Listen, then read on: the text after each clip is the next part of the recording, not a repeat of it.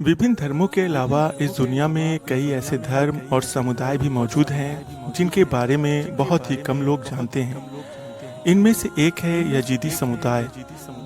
Yazidi समुदाय के लोगों का अपना एक अलग धर्म है, उनकी अपनी मान्यताएं हैं और कुछ ऐसे रिवाज हैं जिनकी वजह से लोग उन्हें शैतान का उपासक तक समझ बैठते हैं।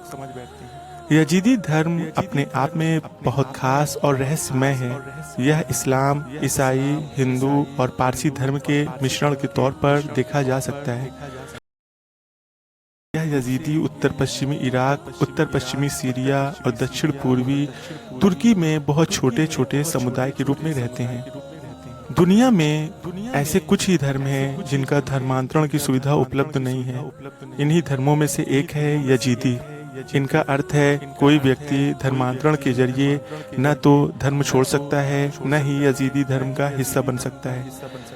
जिस व्यक्ति ने धर्म में जन्म लिया है वो आजीवन इस धर्म का हिस्सा रहेगा, और जिसने इस धर्म में जन्म नहीं लिया वह किसी भी रूप में यजीदी नहीं बन सकता। यजीदियों का मान्यता है कि आत्मा यानी रूह कभी मरती नहीं, वह केवल एक जिस्म से दूसरे जिस्म में दाखिल होती है। इसलिए यजीदी पुनर्जन्म की यानी फिर से एक नई जिंदगी की अवधारणा पर विश्वास रखते हैं। इसके लिए धर्म से निकाला जाना जीवन का सबसे दुर्भाग्यपूर्ण समय होता है, क्योंकि इससे उनकी आत्मा को मोक्ष नहीं मिलता। इसलिए कोई भी यजीदी धर्मांतरण नहीं कर सकता। यजीदी धर्म की स्थापना 12वीं सदी में शेख अदी इब्न मुसाफिर ने की थी। इनका मानना था कि दुनिया की रचना करने के लिए खुदा ने इनकी देखभाल के लिए 7 फरिश्तों को तैनात किया है। इन फरिश्तों को मेलिक ताउस यानी मोर का फरिश्ता कहते हैं। कुछ लोगों को मानना है यजीदी समुदाय की स्थापना इस्लाम धर्म के कुख्यात शासक और उमैयद राजवंश के दूसरे खलीफा यजीद इब्न मुआविया ने की थी। जबकि यजीदी धर्म समुदाय के लोगों का इतिहास शोधों और रिसर्च से पता चलता है। इनका संबंध फारसी भाषा के इजीद शब्द से हुआ है, जिनका अर्थ है फरिश्ता या देवता।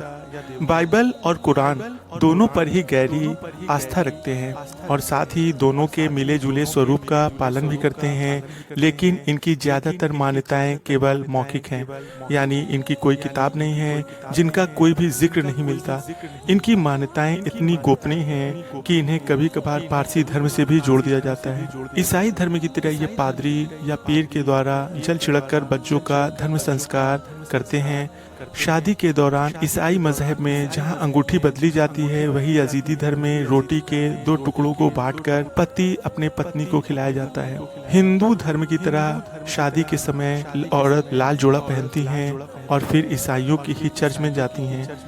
इस्लाम धर्म में रोज़ा रखा जाता है, लेकिन दिसंबर महीने में यजीदी लोग 3 दिन का रोज़ा रखते हैं और पीर के साथ शराब पीकर अपना रोज़ा तोड़ते हैं। हर साल 15 से 20 सितंबर के बीच मोसुल के उत्तर में स्थित लालेश में शेख आदी की दरगाह पर यजीदी इकट्ठे होकर नदी में नहाते हैं। इनकी मान्यताओं में जानवरों की कुर्बानी और बच्चों का खतना तक का रिवाज शामिल है। यजीदी मान्यता के अनुसार उनके फरिश्ते का स्वरूप मोर की तरह है। वे अपने इष्ट देव का यजदान करते हैं। यजीदियों के लिए इनके इष्ट देव की पूजा करना इसलिए संभव नहीं है कि उनका ओहदा बहुत ही ऊंचा है। वे सृष्टि की रचना करते हैं, यानी दुनिया की रचना करते हैं, लेकिन उसे संभालने का जिम्मा उनका नहीं है।